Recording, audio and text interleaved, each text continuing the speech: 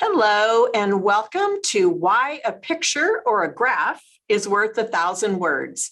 I'm Miriam Good, President and CEO of Mind Science, and today I have the pleasure of welcoming Lorenzo Ciccione, a graduate student at Collège de France and PSL University under the supervision of Stan Dehaene at the Neurospin Lab.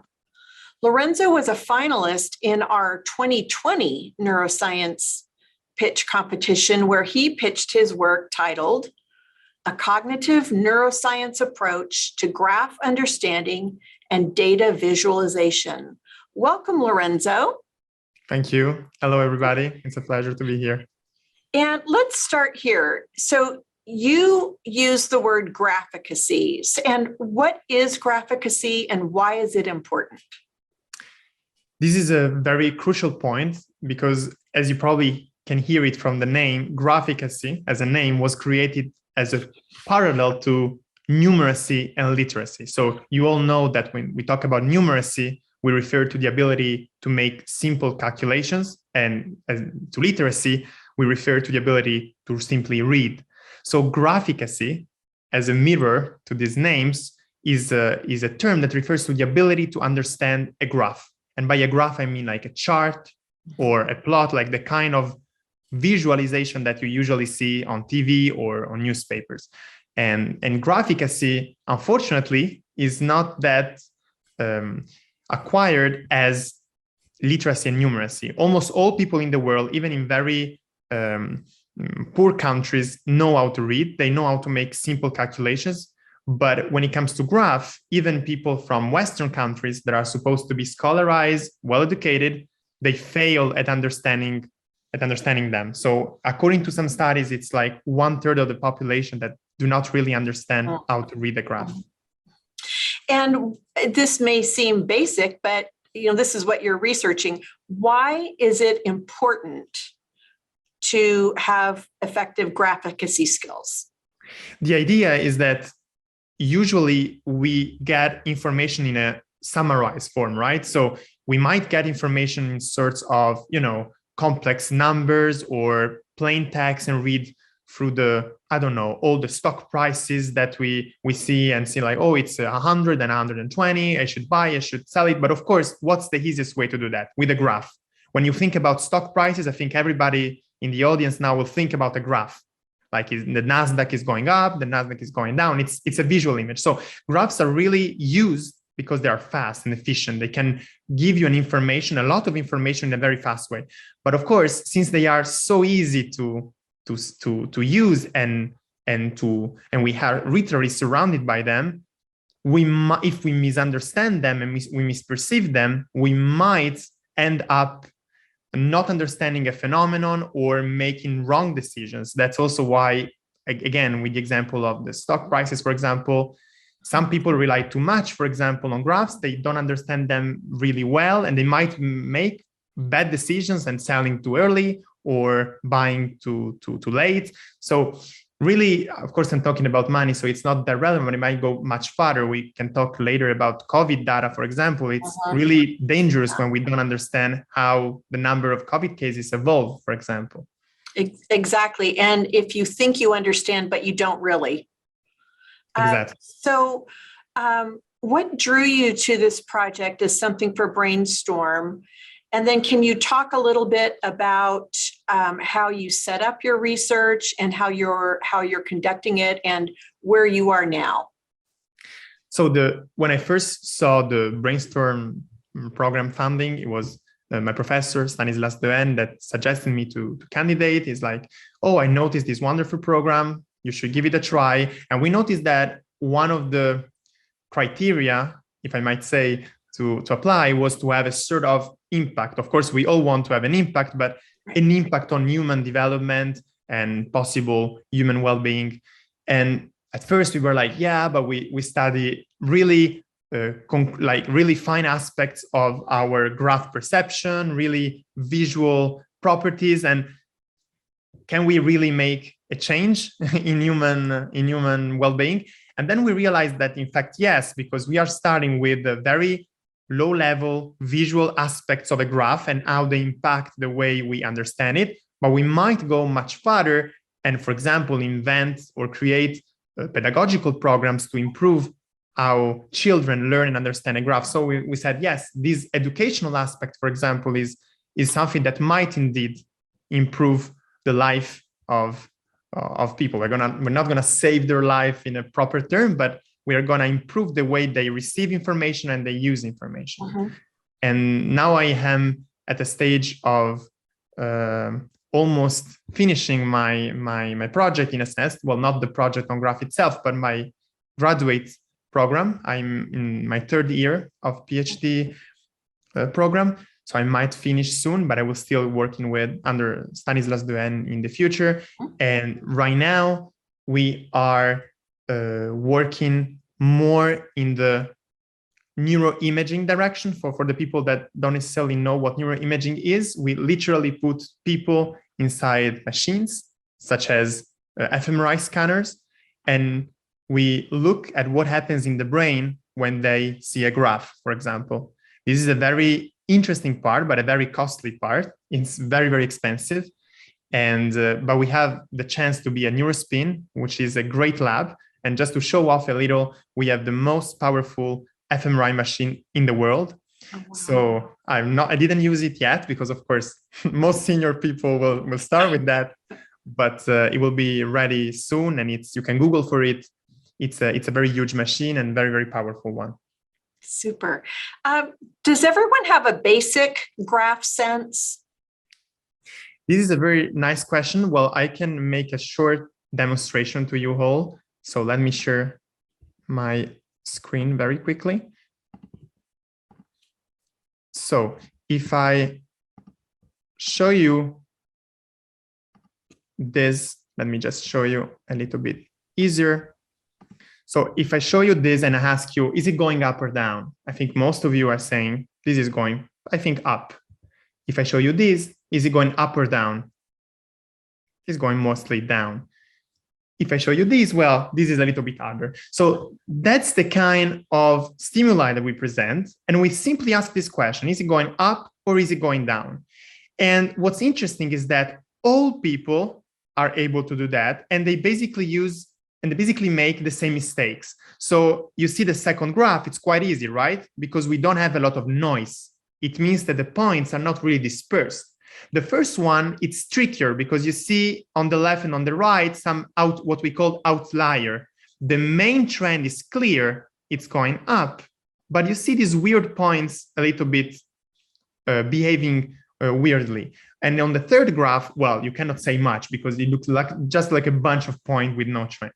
So we ask just all these kind of questions, up or down, multiple times. We measure response of these people, and we see that the profiler response, the mistakes they make, are really similar across the world. I'm going to explain that in a second. When I say mistakes, I mean that people make more mistakes when there's more noise. You can imagine about the data. When you see a graph with a lot of noise, you make more mistakes because it's harder to get information from noise.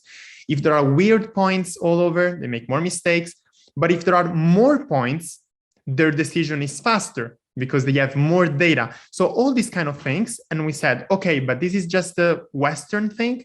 Maybe it's just because people are, we saw this kind of graph during our lives. So maybe they are easier to grasp for them. So in collaboration with Serge Caparros from Université de Paris, we went, I say we, but it was not me, it was him, went to Africa, to Namibia, and we met the Himba, who are a population almost entirely not scholarized. So they basically never met, or most of them never met, any form of industrialization. They don't have a formal system to count. They don't have a formal system of alphabetic system, so they don't read. And they almost never saw a tablet, right? So part of the money was used for these tablets, and we made them perform exactly the same task I asked you before. Is it going up? Is it going down? And for them, of course, it's not a graph because they don't even have the word to graph, but their performance is exactly identical as the performance of Western people. Fascinating. So there is an innate graphical sense. In a sense, for us, it's what we could call a graphical sense, an innate graphical sense. If we want to refer to them, since they don't have graphs, we might want to use a word like intuitive, for example, statistics, or intuitive visual statistics, because of course for them it's not a graph, right? It's just a bunch of points. But the visual property of a graph are so intuitive that even someone that never saw a graph can grasp it, which actually made us think that graphs are not in this way just by chance. They are in this way because probably this was the better way, or the most easiest way for our brain to grasp information. I love that. And I wanted to, we're going to launch into another series of questions here too, but I noticed that we had some hands raised. And if you want to pop your questions into the Q&A, that is the best way to ask your questions. And so we're going to launch into something that we have all experienced, of course, the past couple of years, which is coronavirus data. I mean, just inundated with coronavirus data. So do people correctly understand that? And I'm assuming the answer is not always. And if so, how should we present data to make it more understandable? Is a super question, because that also allows me to say how our research kind of changed because of COVID. We were in the middle of the COVID pandemic. I couldn't perform any fMRI, so neuroimaging studies. And we told ourselves, well, this is the right moment to test how people perceive and understand COVID data. We are literally inundated by this kind of information. Even today, if you Google COVID USA or COVID France or COVID Italy, the first thing that Google gives you is a graph. It's the graph of the number of cases. So we know from the literature that people are really, really bad with what we call exponential evolution. So COVID, but not just COVID, a lot of epidemics, when we look at the number of cases, they follow an exponential increase. So at first, it looks like it's not going really much high. And that's also why probably people are, well, I'm not afraid, it's not going bad. But at some point, it starts exploding. And even if it starts quite early, the studies show that people are really bad at estimating a future number of cases. So they're like, yeah, I mean, in a week, it will be higher, of course, but not much high. Whereas when something is exponential, it goes so fast that it goes way beyond what you expect. So we call it, in the literature, we call it exponential growth bias. So the bias, the underestimation bias for exponentials. And maybe I can show you really quick what the usual data look like and what we found that they should look like. Okay. So here you can see a bunch of usual graphs, right? So these are what we call, what we call noisy graphs, because these are the actual data, right? So here you see a bunch of data of days, on the x-axis. So in the first graph, it's from March 2020, but in the other ones from December, it doesn't matter that much. And you can see the evolution of cases. And of course, it's noisy. So probably you remember the beginning of the pandemic, some journalists say, oh, look, it goes a little bit down, then it goes up again, then down.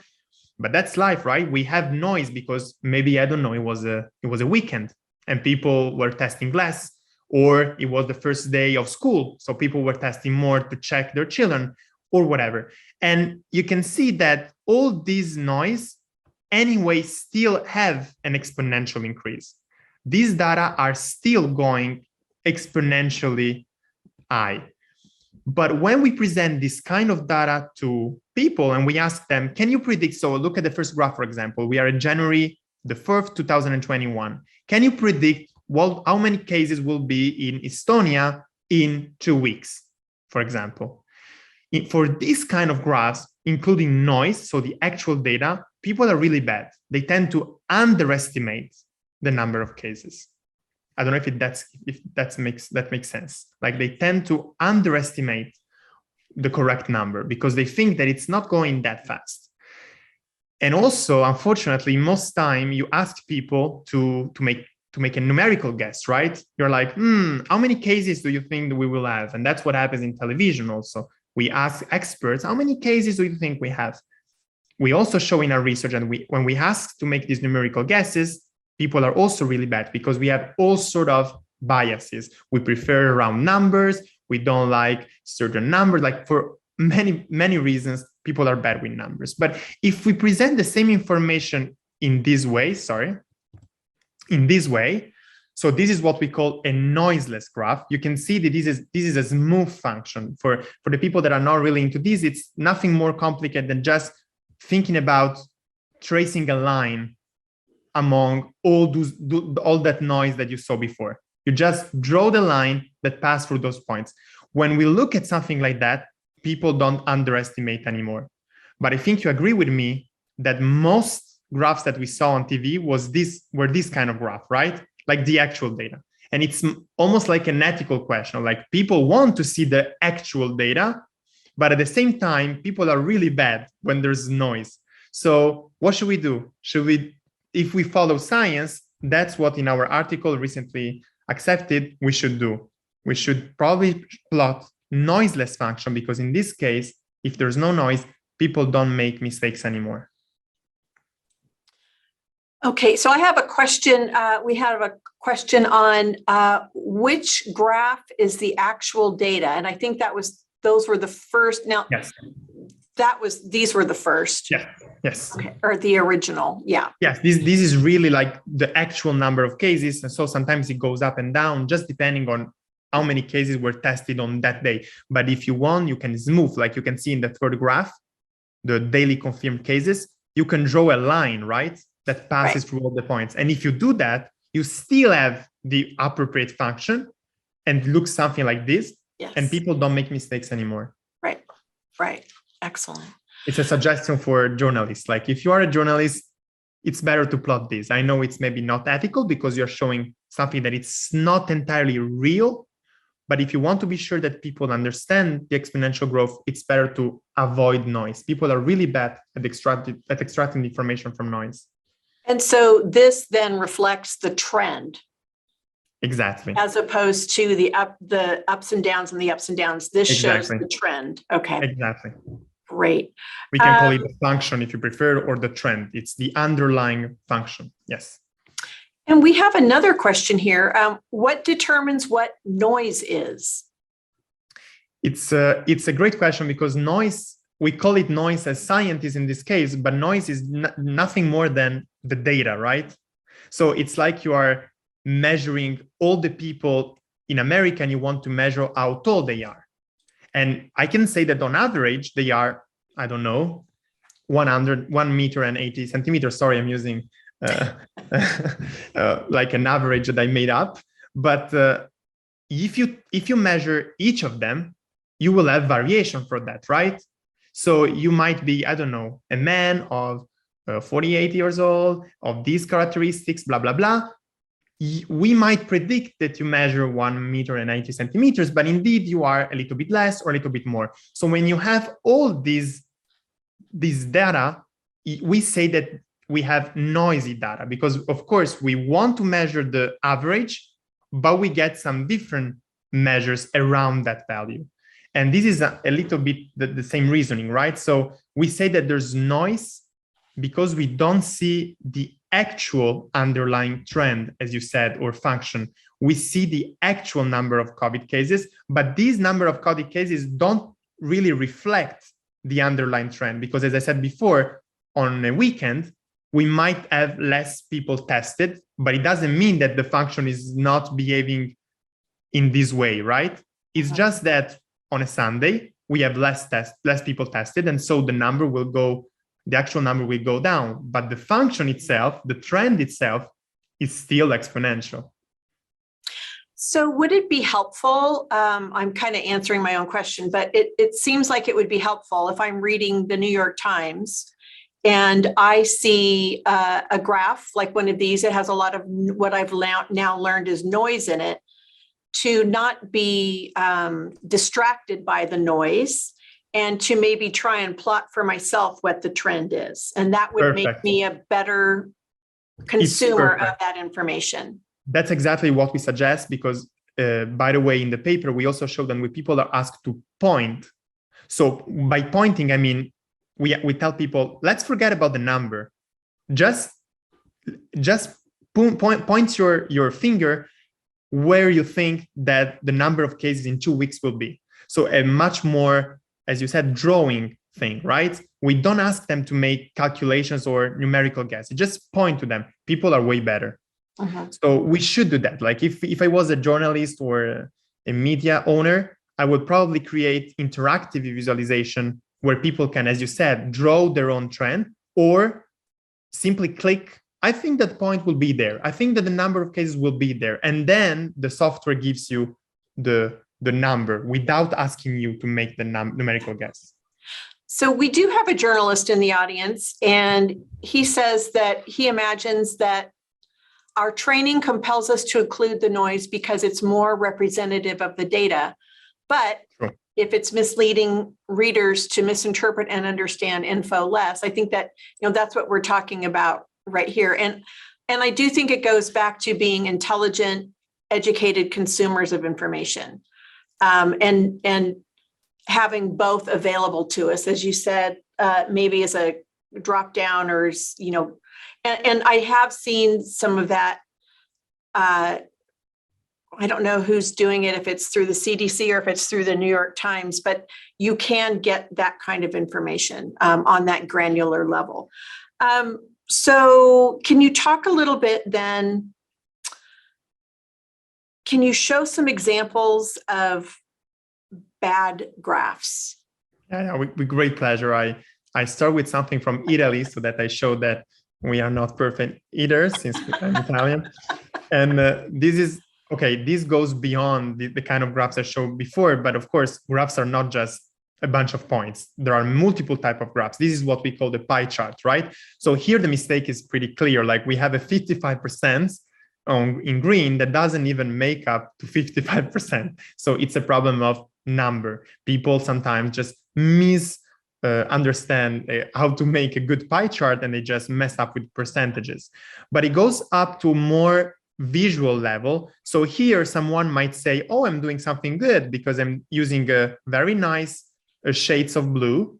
Well, nothing worse, because how can you tell if I'm talking to African American or American Indian or Latino, since the shades are so close? It's so hard to get the correct shades referred to. And these are obviously, I think the journalists in the audience would say that, yeah, it looks basic, but I'm really using things that appeared either online or on journals.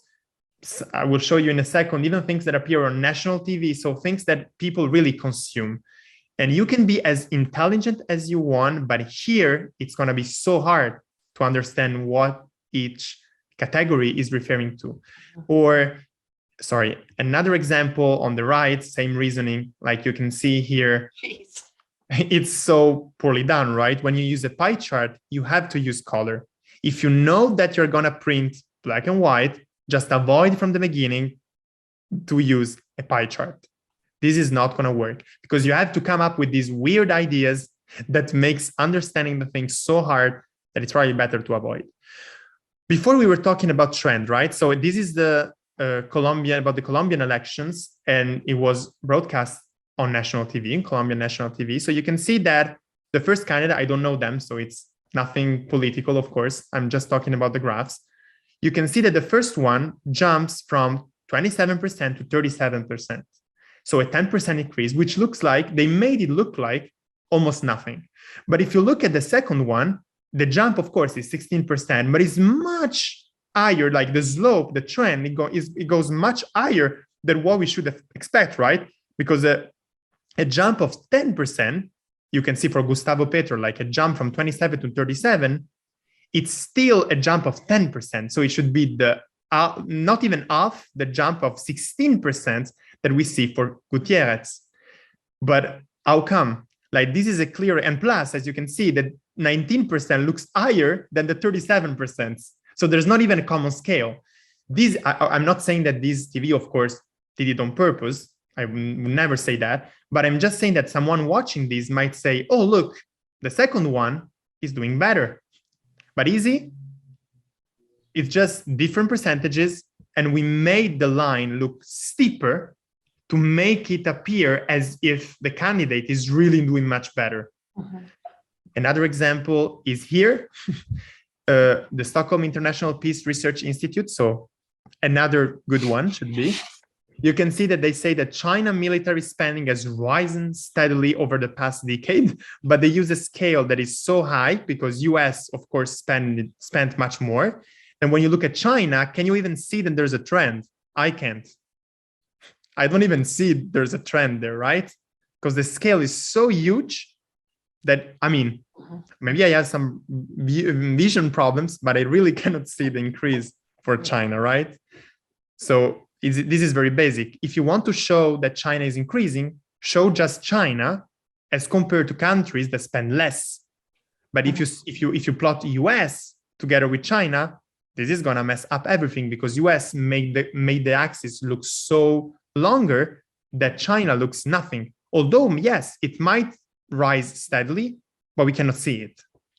And just to conclude, another bad example, people sometimes want to make nice things, and I appreciate that, of course, but this is a very poor graph. It might look a nice idea. I don't know if you notice that people, they try to represent the globe and the continents.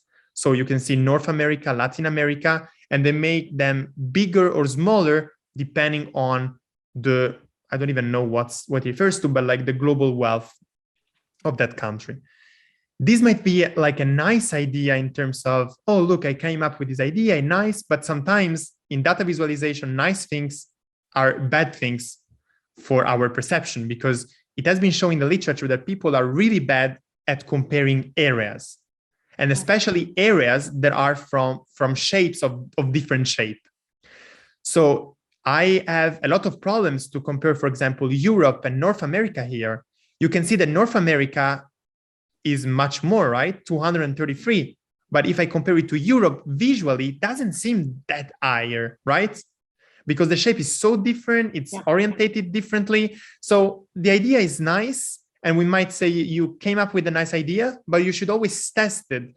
Is it gonna work? Are people gonna understand? And you can just have a panel of people and ask them, can you really see that Europe is smaller? And most people would say no. So probably your data visualization is not good. So simplicity and having the right context for the information you're giving are key then here. Yes. Okay. Simplicity is the key. So can you talk a little bit about what the research that you're doing, and what we love about it is it is very, like, it gives a basic understanding of how people understand graphical information. But further on down the line, because all research builds on other research, what might this lead to? Yeah, you mean in the future, like what we might do? Yes. The idea, like, of course, as I said, we start from very basic studies. So if people at first saw my white on black graphs, they might say yes, but that's a very, very, very specific example of graphs. So what are you gonna do next? Of course, we start by this very visual information, and we ask ourselves how humans perceive a bunch of points, how do they extract trend, do they understand exponential growth, but concretely, what can we do with that? And one of the ideas that we came up with is, first of all, looking at children, for example, and see how they learn these graphs in school. And I don't know the situation in the United States, so I'm willing to receive information about that if you have. But in Europe, it looks like most countries don't even have a proper curriculum to teach how we read and understand a graph. It doesn't mean that they don't teach that, of course, but it's not like math or reading where we know we have, a certain path. You start with the syllable, with the letters, then with the syllables, then you go on. Like almost everybody teach to read in this way. With graphs, it's mostly like, oh, we do science, let's use a graph. we do math, let's use a graph. So first of all, we might want, okay, how children learn this? And if you think about that, it's not easy, right? Because you have an axis, and an axis is not an easy concept for children, right? They have to imagine that numbers go from left to right. That's already a thing. Then you have a point, for example, and a point in a graph is amazing because it refers to both a measure on the x-axis. So let's think about the COVID cases. It refers both to a day and to a number. So it's not easy, even that for children. So we might look at all these steps. What are the steps that are needed to understand a graph? And if we are right, if we find the correct steps, we might design, for example, an educational program, a program that exactly as for reading goes from the basics. Let's look at the point. This is going up or down. Let's look at the line. It goes from left to right. But hey, if you go on the other side, the numbers might become negative. But then we can add another line if this is the y-axis. So we can connect two concepts and so on till arriving to the point of, okay, how many apples you think there will be in 10 days? And this is one of the ideas, right? Like to implement an educational program for that. We just started. So we just started to go to schools and to work with children. It's not easy, of course, because children are their own world. So it's completely different the way we interact with them. But we are very excited to do that. Oh, that's great. And we have, this is very exciting and very interesting to learn about what we need to be aware of and beware of, because misinformation is contagious. We won't even get into disinformation. That's a topic for another, that's another webcast altogether. But we do have some really great questions down here. I'm just going to start lobbing them at you. Oh, this is great. Are graphs interpreted differently from memes or infographics? This is a very nice suggestion for research. Like, I don't know what the person refers to as infographics, but for what I know, infographics is like a more complex type of graph in the sense that it includes many different information. So I don't know if the person is referring to these as infographics, but it's true that we have different kinds of graphs, and memes. I think the person was referring to the also the funny kind of memes that we have online. And yes, I mean, the point is getting the information, right? So sometimes you might want to get the accurate information, as we said before, like the actual number of something, but sometimes you want just to deliver a message. So my point, and that's my point, sometimes we should think about it and say, is the message more important than the data, or the data are mostly necessary before giving the message, because we don't know yet what's the message? And I think it really depends. At the beginning of COVID, we might say, look, now the data are more important because we don't know what we're gonna take of it. But at some points, it might become detrimental because we might say, oh, look, it's going up, just to show that to make people panic, and people shouldn't panic, because eventually the interpretation of the data shouldn't be to panic. So it's a really nice question. I think both works, and yeah. And I will mention there was a question about getting the links to any resources from your research and some of the research you've cited, and we will make that available in the email that we send out post webcast. Oh yeah, perfect. I can send it to you then. Okay. Yes, absolutely. Okay, so Swami Nathan says, fascinating presentation. Even a properly behaved graph may be misinterpreted by our prior assumptions and corruption of our thinking. How do we get rid of this bias when interpreting graphical presentations? I love this question. You and I were talking about it before we started, about confirmation bias and wishful thinking. Can you talk about that? This is very interesting because, again, this might be a research on its own, right? So we might show, for example, let's take the example of stock prices, because I think everybody has it in mind. You invest in something, And of course, you might have a wishful thinking about it, right? You might say, oh, I invested on it. I see it's going up. Or I sell it, and to justify myself, I could say, yeah, it was really, really going down. And of course, the trend is the same for you that is selling and for you that who is buying. But your assumption will modify the way you perceive the trend. So it might be interesting indeed to make a research when we can give people some priors. So we might prompt them in a certain direction, and we can experimentally do that. We manipulate that. And then we ask them to evaluate the trend of a scatter plot, for example, so the bunch of points, and be like, yes, how fast is going up, for example. We can note down all these and see if people that are priored, for example, for something going up, are indeed seeing something that is going upper than what it is.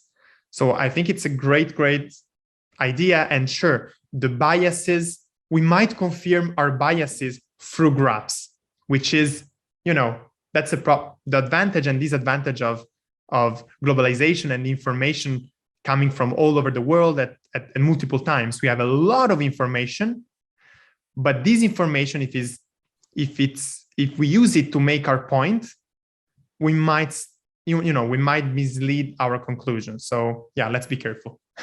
Well, and I think being aware and being curious and stopping for a moment and saying, what am I really seeing? And I don't know that if any of us can completely erase our biases, but being aware that we have them is a giant first step. So Swami Nathan also asks, does fitting an equation such as polynomials to a graphical data presented in an XY graph help in proper interpretation of data and possible extrapolation? This is a very nice point, because at the end of our paper, we exactly suggest this. I have to admit, we didn't test it because we only tested the noise condition versus the condition where we just have the trend, the function with no noise. We might imagine that it will help, of course, because we might imagine that there's noise and we just add the trend upon that noise. I think that's probably the best compromise, because you are still showing the actual data, but at least you are helping the reader with the actual trend. As you said before, Miriam, when you said, let's abstract from noise, that might be a way to, let's get rid of the noise. This is the data if you're interested, but let's look at the trend. So I think the answer will be yes. We didn't exactly test this, but at the end of our paper, we suggest exactly this. Yes. Super. Bruce asks, in your first examples of graphs, ups or downs, it seems intuitive that time advances from left to right. Is that universal across humanity, especially for those whose languages are read top to bottom or left to right? This is a great question, because it allows me to say that we tested this online and we tried. I'm really proud of this, because a problem in psychology is that we usually test Western undergraduate students of psychology of elite universities. So it's a very minor subgroups of the population and not really representative. But luckily, no, I mean, I'm not saying luckily for COVID, but since there was COVID, we had to come up with ideas, and we tested this experiment online. So we got data from all over the world. We even translated experience in Chinese, so that even Chinese people not speaking in English could perform the task. And indeed, I mean, I was expecting the same thing that the person is asking. Like, I was expecting differences depending on language, but no, we found no difference in language. And like, it doesn't matter which language you speak, we still have the same ability to detect something that goes up or down independently, for example, from the end you use to answer, or from how fast you are. Like, it doesn't matter which language you speak, the performance in this kind of task is always the same. And it's kind of confirming the literature on the number sense. It doesn't matter which language you speak. Mostly you have a representation of numbers that goes from left to right, like an intuitive representation. Of course, then when you manipulate numbers in your language, you might change direction depending on your writing system, but the basic intuitions are common all over the world. And I just want to say, it's very reassuring to know that your sample was drawn from a global population instead of just one, like you said, students at a university. So that's great. So is there, and then Rainer Kuntz asks this, he would be interested in your hypothesis about why do we have a better understanding for graphs? I assume there must be an evolutionary reason or advantage. Well, that's okay. That's a great question, and I'm not sure I will be able to answer properly, but I try. So the idea that my professor Stanislas Dehaene is advocating for quite a while, and I hope to rephrase that correctly, it's that basically we have some brain areas that are made for something, right? So for example, it has been shown that we had brain areas made up that eventually during the lifetime of an individual will specialize to recognize objects, faces, entities in the world. When you learn to read, some cells of this area become specialized for letters, because think about it, letters are nothing more than an object, right? So they become specialized for that. The hypothesis is what we call the cultural recycling of neural areas. So the idea for us, but we were going to have an answer with the fMRI study, with the neuroimaging study, is that the same happens for graphs. So we might expect that the brain area that code for the orientation of objects, which is a super important information that you have to gather, because if a ball is coming in a direction of another, or if you have a bottle that is falling down, you have to look at the orientation in order to grasp it, for example. So the orientation of objects is a super useful thing. We have to extract the trend of an object, the orientation of an object very fast. So we expect that graphs are the way they are, or I should say, when they were invented, they worked really well, and people spread them because they might rely on this basic neural functioning, for example, based on the detection of orientation. So I don't know if that answers the question, but I tried. Oh, I love that. Amelita, are there commonalities in people who are able to understand graphs versus those who don't? Education, learning differences, culture, etc. Thank you so much again. I mean, it looks like you guys all read the papers. Thank you. It's amazing. Indeed, we found them. Like you might think that when you saw, the COVID data, we are simply asking people to either make a numerical guess or point. So you might say that, pointing doesn't matter how educated you are, right? It's just the pointing stuff.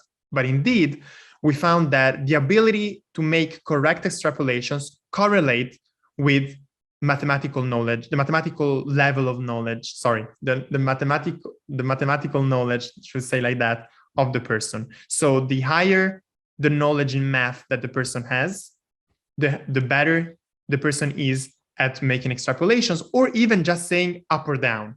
So you can see that these things that is very visual gets intertwined with our numerical cognition. We still don't know if that's confirmed and why that happens, but it might be that, of course it's a visual task, but at the same time, you're extracting something from noise. And that's like, as I said before, an intuitive statistics abilities. So it might be indeed something that has to do with our numerical cognition. So yes, for our data, at least for what we saw, it correlates. People that are good with graphs are also good in maps. And yes. Okay. And then we have two questions or comments here that I love that are super philosophical and, not necessarily needing an answer, but something food for thought for people. First from Mark Mitten. Mark, it's wonderful. I wish I could see you. I know you can see me.